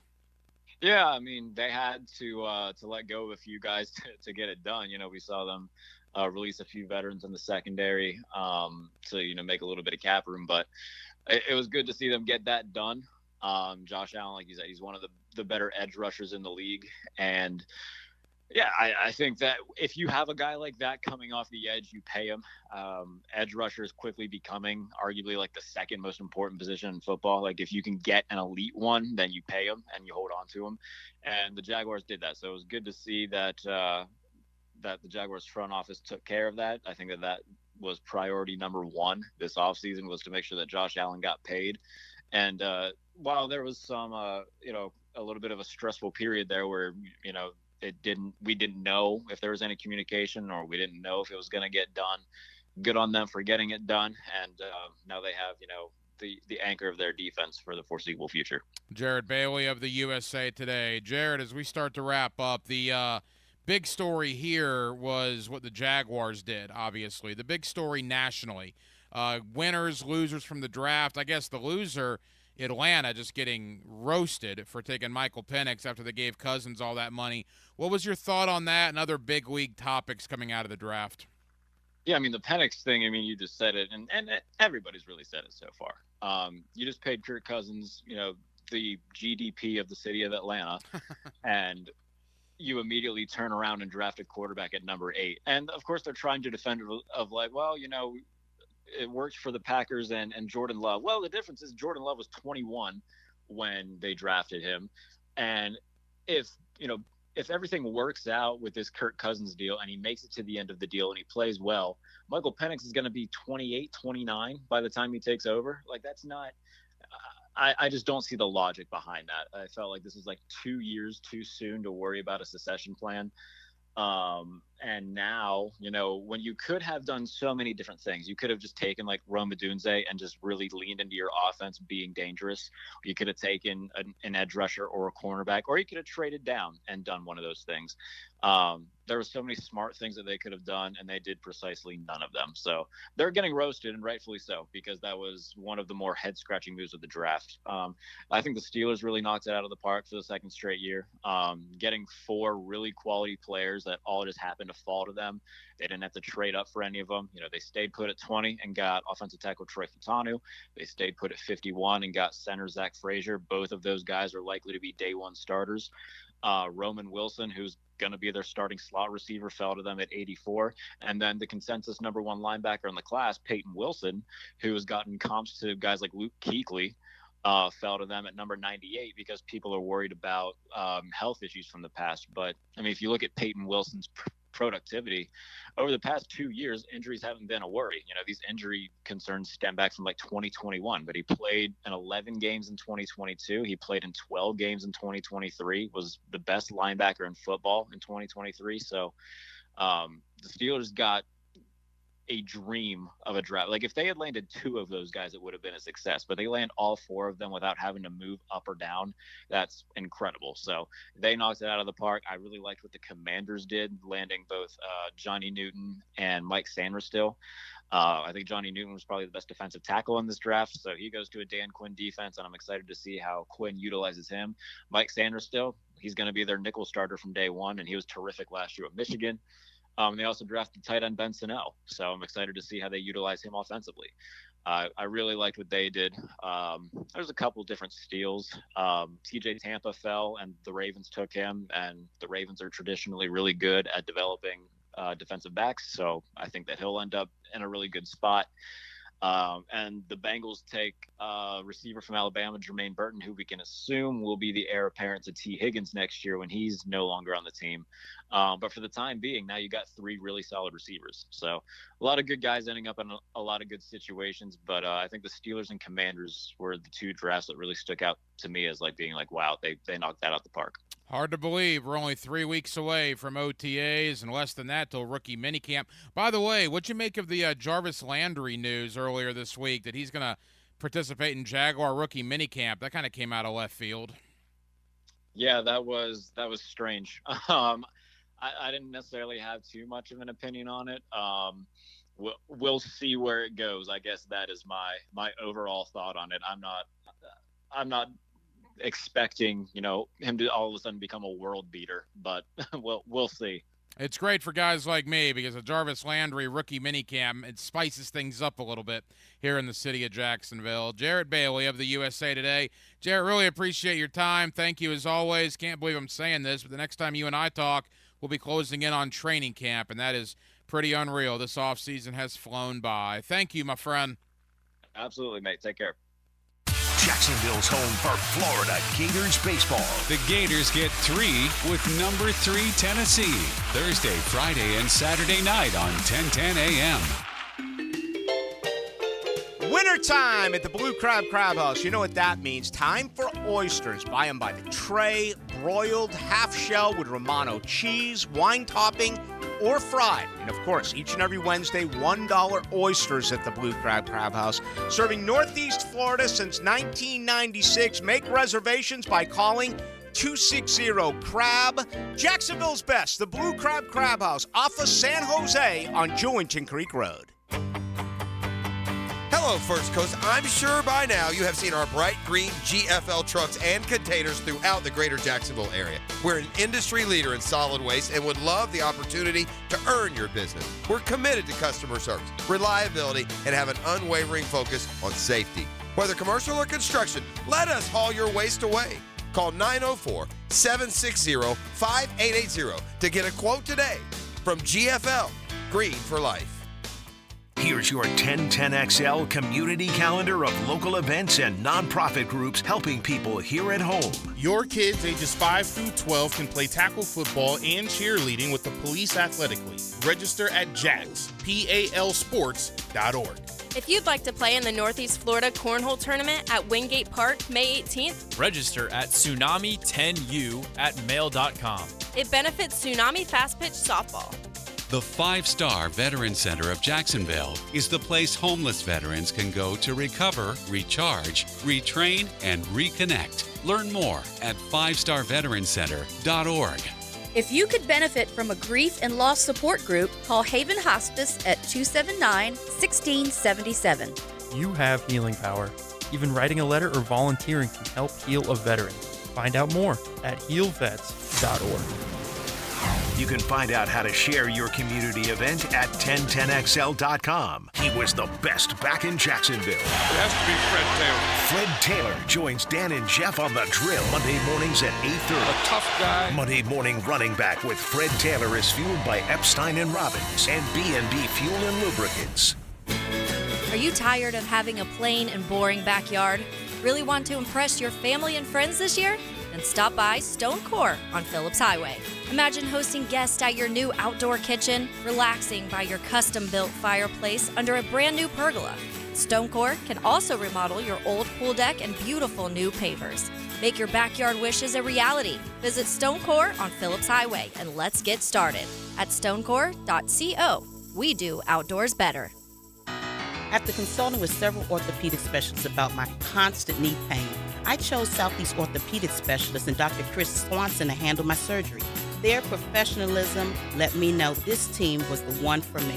The surgery was very successful, and if I ever have a future need, I'll continue to trust Southeast Orthopedic Specialists to take care of me.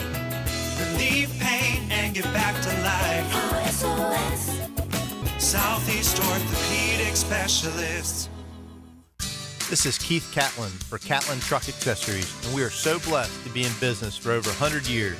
Over 100 years of the best product and customer service means you can count on Catlin. From Roll-and Lock bed covers to Lear toppers to Cam Locker toolboxes, Catlin Truck Accessories has you covered when it comes to your truck or van. We do those too. Got a fleet of vehicles? We can outfit them all. Who can you count on? count on Catlin. One name, one location, 100 years. You can count on Catlin. Meet our newest players. 1010XL Draft Profiles are brought to you by Big Brothers Big Sisters of Northeast Florida. Be a Big. Jacksonville selected Florida State cornerback Jaguars Jones at pick 96 in the 3rd round. In his last 2 seasons as a Seminole, he didn't allow a single touchdown. The only player in FSU history to record a tackle for a loss, a sack, an interception, a forced fumble, and a fumble recovery in the same game, Jaguars Jones has potential to become a lockdown corner at the bank. Come on, admit it. Almost everyone you know seems to be playing pickleball now, right? So whether you just want to learn how to play or you're ready to show off your elite pickleball skills, the Y is the place for you. Visit our brand new McGuire Family Pickleball Center at the Brown Family YMCA in Ponte Vedra Beach.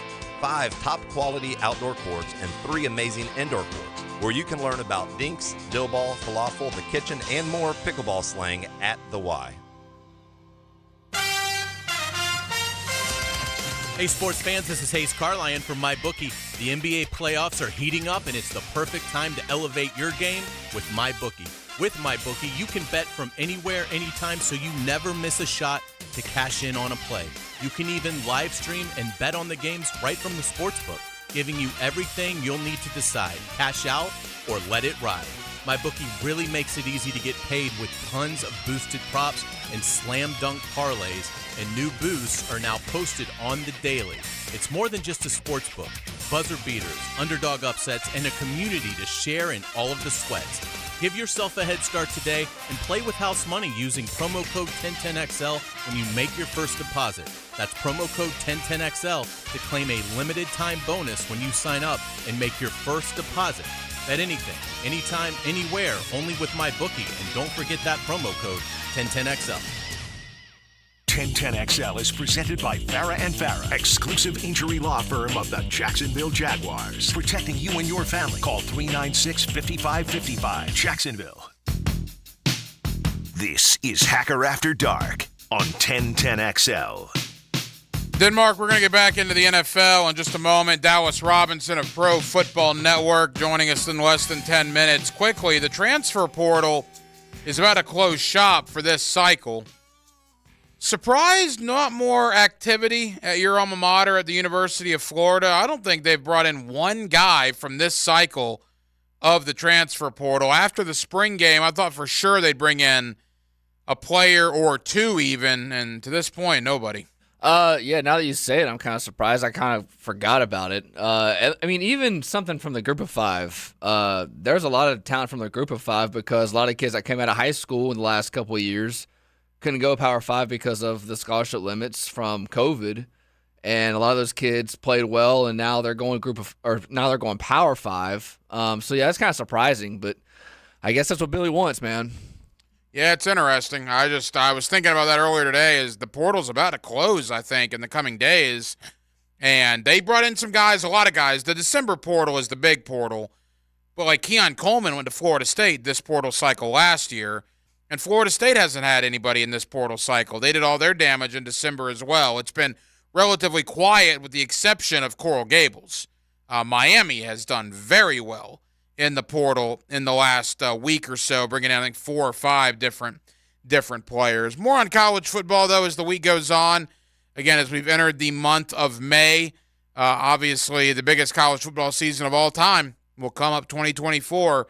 Opening game, Florida State, Georgia Tech in Ireland. I saw some Florida State people were over in Ireland earlier this week getting a lay of the land, getting all the logistics in order for that game in Dublin on Saturday, August the 24th. Back into the Jacksonville Jaguars, back into the draft and the rest of the NFL with Dallas Robinson. He does a terrific job for PFN, Pro Football Network. We'll talk Jags, we'll talk AFC South, we'll talk big picture, league-wide, and more. Next with Dallas Robinson, Wednesday night, Hacker After Dark. And ladies and gentlemen of Jacksonville, Florida, as always, we're glad you are with us. The Bold City's radio home of the Jaguars. Here we go. Ready? 1, 2, 3. 1010XL.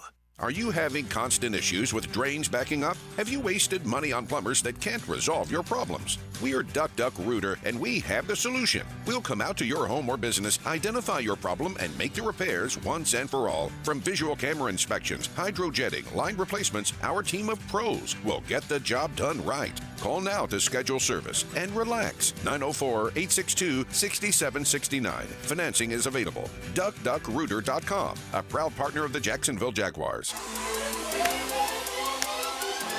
Attention golfing fans, Leon Searcy here.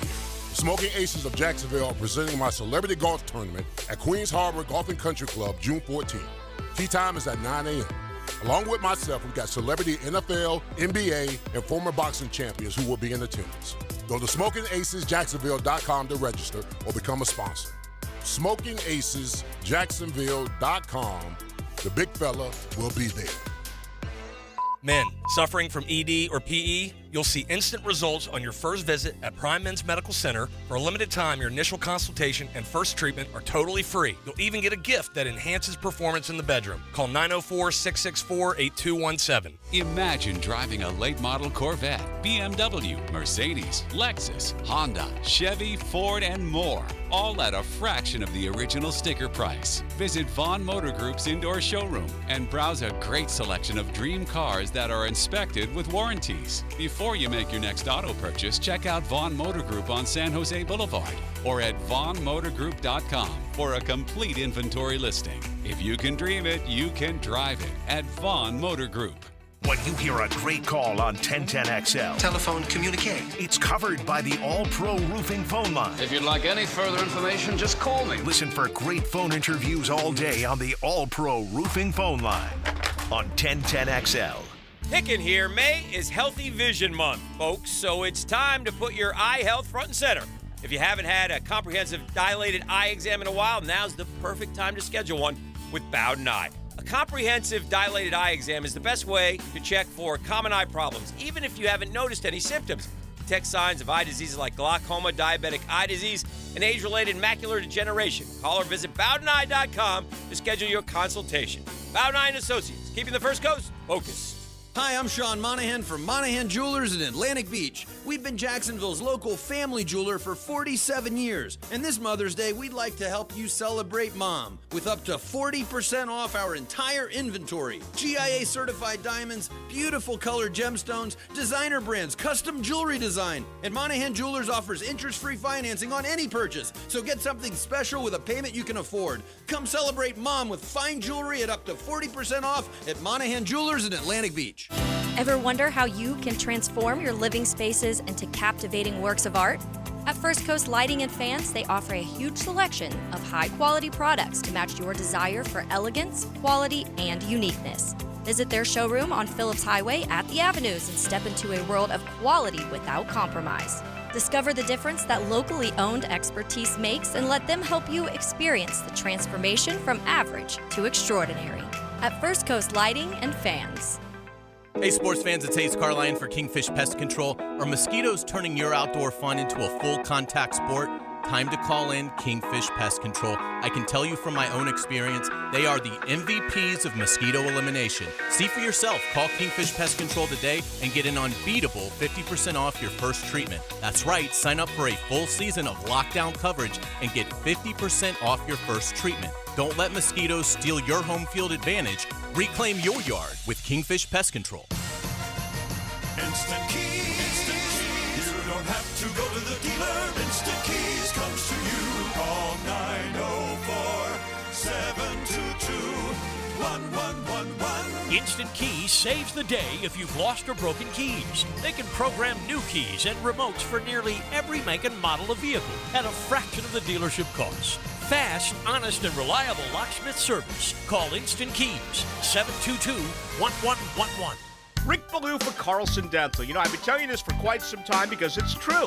I hate going to the dentist, or at least I used to hate going to the dentist. I had total anxiety, and then I tried sedation, light sedation for cleaning and deep sedation as well for cavities and root canals. Folks, it's an incredible experience. So don't be nervous. Don't be scared. Go to carlsondentalgroup.com. That's carlsondentalgroup.com for all of your dental needs. Transmission troubles? I'm Robin Sidbury, owner of Action Transmission Specialist on Merrill Road. So come in and see how we can help solve your transmission troubles. We service all makes and models. Remember, get traction. Call Action at 744-0755. 1010XL is presented by Farah and Farah, exclusive injury law firm of the Jacksonville Jaguars. Protecting you and your family. Call 396-5555. Jacksonville. Let's ring up another guest on the All-Pro Roofing phone line. Back here on 1010XL and 92.5 FM in the city of Jacksonville. We are glad you are with us. The Jaguars wrapped up the NFL draft this past weekend in Detroit. They drafted 9 players in total. Brian Thomas started it in round 1. Miles Cole out of Texas Tech ended it in round 7. How did they do? As now all eyes start pointing to rookie minicamp, and a surprise as we found out earlier this week that apparently veteran wide receiver Jarvis Landry is going to participate in Jaguar rookie minicamp. Let's talk about all of it with Dallas Robinson of Pro Football Network. He's always kind enough to join us here on 1010XL in Jacksonville. Dallas, how you doing?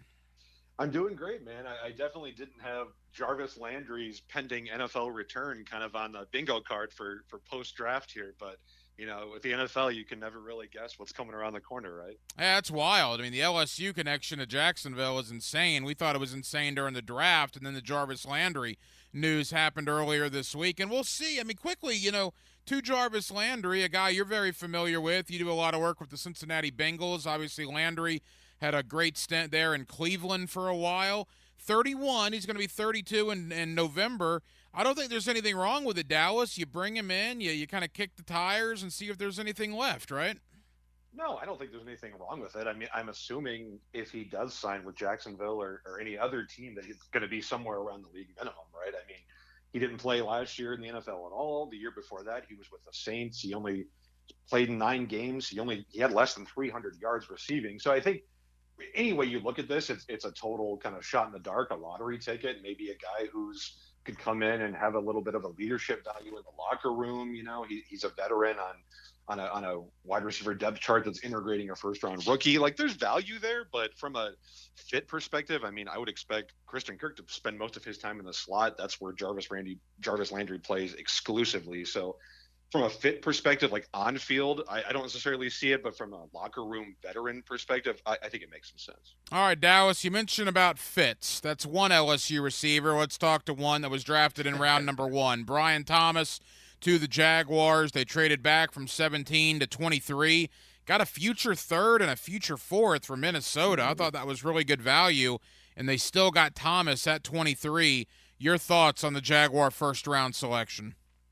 Yeah, first of all, on the trade, I thought it was great too. I mean, to get that sort of package for moving back 6 spots, I mean, I think that's a really kind of forward-looking move from Trent Baalke, who doesn't always do that type of thing. So I thought that was really good. And then to get Brian Thomas at 23, I thought was excellent too. A guy who, I mean, in mock drafts had gone as high as 12, 13, 15 range. To get him closer to the end of the first round, I thought was a real steal, and pretty much fits exactly what the Jaguars were looking for. I think after losing Calvin Ridley, the Jaguars really needed somebody else to complement Christian Kirk and Gabe Davis, right? And I think Brian Thomas, most people had pegged him as the perfect option. And he's a guy who averaged 17.3 yards per catch and scored 17 touchdowns in the SEC. I mean, I think there's obviously big upside there. Of course there's downside. He's a guy who I think comes with a riskier profile than the receivers who were drafted earlier. I think we know that. That's what you're going to find at the end of the first round. But in terms of what the Jaguars need, the value you get from a trade down, and picking up a prospect of Thomas's value at the end of the first round, I can't say enough good things about it, honestly. I mean, I think overall it was one of my favorite picks, especially when you include the trade, one of my favorite kind of transactions of the first round. Dallas Robinson of Pro Football Network. You know, all the talk about Calvin Ridley leaving, and obviously that talk was warranted, but as the dust has settled here, all of a sudden you look at that Jaguar wide receiver room, Christian Kirk, Gabe Davis, with Brian Thomas. You bring in Devin Duvernay, who is a much more established wide receiver than Jamal Agnew. Agnew was a DB that converted to a wide receiver, and you still got a second-year option in Parker Washington. So all of a sudden, Dallas, that wide receiver room, even minus Calvin Ridley, doesn't look half bad. Absolutely not. And I think the pieces fit together really well too, right? You've got Christian Kirk, who's going to be that slot guy, who's going to hit the short and intermediate routes. You've got Gabe Davis, who is a good blocker and a good downfield threat, and he was clearly a kind of a targeted piece on day one of free agency for the Jaguars. You add in Brian Thomas as a guy who can go over the top. And then you're right. Zay Jones, I mean, he's absolutely an overqualified wide receiver 4 at this point, right? Maybe Evan Ingram too. Let's not forget about him. Travis Etienne. I mean, I think this offense, it's on the upswing. I think there was after free agency, I think clearly there was a little bit of a pessimism on how this attack could look, and coming off how Trevor Lawrence looked at the end of last year with the injuries, it felt a little bit pessimistic, right? I think this draft combined with what the Jaguars did in free agency, you can see the possible ascension coming in 2024. We don't know how these pieces are going to work, but you can see how the plan could fit together. Dallas, we live in a world that is so pessimistic. When people say something, you normally don't take them at their word, but I'll give Trent Baalke credit. A couple of weeks after the season ended, he sat in front of us here in Jacksonville holding a press conference, and he said, look, we got to get bigger, stronger, and more physical on the line of scrimmage. And you look at what the Jaguars did in free agency with Mitch Morse and with Eric Armstead and with Trevis Gibson. And now you look in the draft with Mason Smith and Jordan Jefferson and Javon Foster. That is exactly what the Jaguars did. They got big, physical men on the line of scrimmage. Mason Smith in round 2. I know that's gotten a lot of talk. He had the knee injury in 2022, right? He did come back in 23, played 12 games. I heard a really interesting comparison to guys like Albert Hainsworth, maybe Jeffrey Simmons because of the knee injury. The Titans took a gamble on Jeffrey Simmons, and it worked. The Commanders and the Titans also took a gamble on Albert Hainsworth. It didn't necessarily work. It'll be interesting to see Mason Smith because when he's on, he can be dominant. The question is when he is on. And if there was any NFL GM who's going to take a chance on a guy who's got tons of upside but also a lot of injury questions, it's Trent Baalke, right? we know that at this point that he's going to go after those guys. So I don't think that the fit necessarily was an exact surprise. Now, there's not a lot of guys in this draft who are 6'5" and 300 and have the athletic traits that Mason Smith has. Like from that perspective, I get it. You look at the top 10 interior pass rushers by average annual value in the NFL. They are all early round picks. So Mason Smith isn't a first rounder this year. If he wouldn't have had the injuries, he very well might have been. I think this is the area of the draft where you have to find these guys who can create disruption on the interior, which is becoming more and more and more important in the NFL. Mason Smith was 80th on the consensus board. They drafted him at 48. So clearly he was a target for them early on. They drafted him earlier than they might have had to. We'll see how it works out. I mean, they have Eric Armstead now to replace Foley Fatikazi. I think adding in a guy like Mason Smith is something you can do when you've added Armstead, so that kind of creates the baseline for what this Jaguars defensive line can be. Add a guy like Smith, and you just hope, right? You're crossing your fingers that this guy can overcome those injuries, can get back to the level that he was in 2022 and become that kind of playmaker. It's the same thing for Foster and Jefferson, I think, in the mid rounds. Is you're right, they wanted to get more size. At offensive tackle, Anton Harrison is the only offensive tackle the Jaguars have under contract next year. So adding a guy like Foster, I think, was a must. And Jefferson, too, I think was probably an overdraft, about 120 points on the consensus board. But again, there just weren't a ton of these defensive tackle types in this draft. If the Jaguars, that was a position group they really wanted to target, I think they probably had to take these guys maybe a little earlier than the consensus board would have indicated. Couple more for Dallas Robinson of Pro Football Network. Yeah, and to add 3 LSU guys, you wonder if that might help all of them. Brian Thomas with Mason Smith and Jordan Jefferson. I believe it's only, I want to say the 7th or 8th time I read where an NFL team drafted 3 guys from the same college in the same NFL draft. The cornerback position obviously was a target going in as well. They chose not to go Terrion Arnold or Quinyon Mitchell in round 1, Dallas. Instead, they wait till round 3. They take Jaguars Jones, a guy we're very familiar with out of Florida State. In the 5th round, you're kind of taking a gamble there. DeAndre Prince out of Ole Miss. We'll see what happens. But clearly, they thought corner was an issue, maybe not as big an issue as we thought, but they spent draft capital in the 3rd and 5th round addressing the corner position. Yeah, I think cornerback was clearly a need going in, and a lot of people had the Jaguars taking Quinyon Mitchell or Arnold in the 1st round. So that was clearly something they were going to try and target. Where I don't know where Jones fits in year one, right? I mean, Darnell Savage is probably going to play nickel corner, while Darby's going to start on the outside with Tyson Campbell. So I guess Jones is probably not going to be starting year one unless maybe Savage gets hurt on the interior and he could slide in and start on the nickel. But nothing wrong with adding cornerbacks, right? They also signed Josh Proctor as a college free agent. You're going to have to, any NFL team is going to go through cornerbacks, right? And Ronald Darby is a guy who's dealt with injuries in the past. Arnold Savage is a guy who's dealt with injuries in the past. The Jaguars are probably going to need depth on the back end. And whether that means that Jones plays in year one, and maybe they go out and add another free agent to add to this mix, I think you're going to have to roll through a lot of these defensive backs, especially when you sign some of these free agents that have injury issues. So adding a guy in the third, adding another one in the fifth, it's probably the technique I would take if I were running a team, is to just add in bulk defensive back help in the mid rounds and just, hope that one of these guys turns out. You mentioned Proctor out of Ohio State. Were you surprised he went undrafted? To be honest, I don't know a ton about him. I had to look and see where he's at in our consensus rankings at PFN and where our draft analyst had him ranking. So I'm not entirely sure. I mean, he played at a big school. I think it's a need that the Jaguars definitely need. I mean, I think Andre Sisco is going to be a free agent, right? Antonio Johnson's a little unproven. I think they needed to add there, but as far as Proctor specifically, I don't know. I don't have much of an opinion on him. Yeah, it was interesting because that was one of the guys. He was called like a preferred undrafted free agent, where they gave him a little bit of money, maybe more so than most undrafted free agents got. And Jacksonville's done that now a couple of times.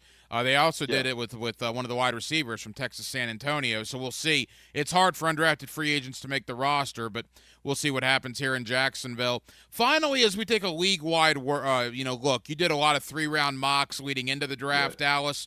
Your thoughts, biggest winners, maybe a biggest loser? I know Atlanta got crushed about the Michael Penix draft at number 8 there. What was your thought on everything league-wide?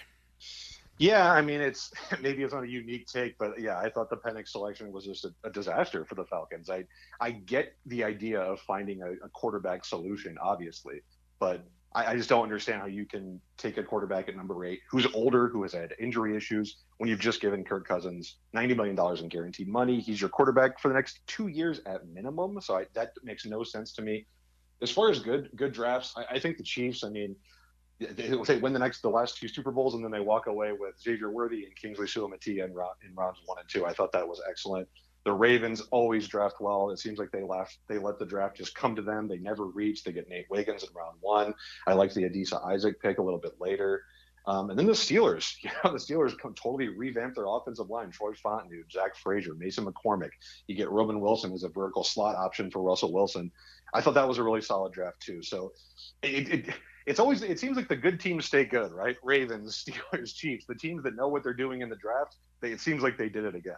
Dallas Robinson, Pro Football Network. Dallas, as we begin to wrap up, you do a lot of work with the Cincinnati Bengals. Boy, they had an interesting day leading into the draft.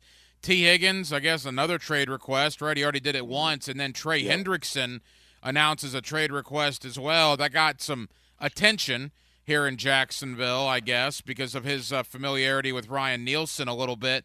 What's the thought on Hendrickson and T. Higgins and their futures in Cincinnati? I would say they're 99.9% that both T. Higgins and Trey Hendrickson will be Bengals next year. T. Higgins has already kind of come out and said he's comfortable playing here on the tag in Cincinnati, and I think that will happen.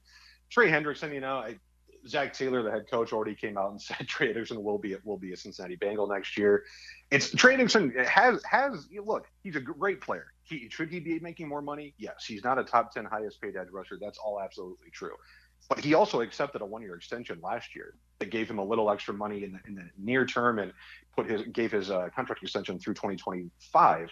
So, it's hard for the Bengals. It's like, well, Trey, why did you sign that extension if you wanted to hit the open market this next offseason? I get where both sides are coming from, and unfortunately for Trey, I think it's just going to end up that he's going to have to end up playing out this deal. So I would say both guys are overwhelmingly likely to be on the Bengals roster next year. Dallas Robinson of PFN. Dallas, final question for Jaguar fans listening tonight. Should they be happy? I know some of your colleagues, not necessarily at PFN, but nationally, have maybe not given the Jaguars a great grade when it comes to the draft. I think grades are what they are. I don't think you can tell anything until 2 or 3 years after the fact. Everybody's got opinions, and that's fine, and that's what makes the sports world go round. We do it every night here on the radio as well. But what is your thought about the Jags draft and Jaguar fans and how they should be feeling about it? I'd say like lukewarm. I'd say the trade down and then to get Thomas at 23, I think is an absolute home run, right?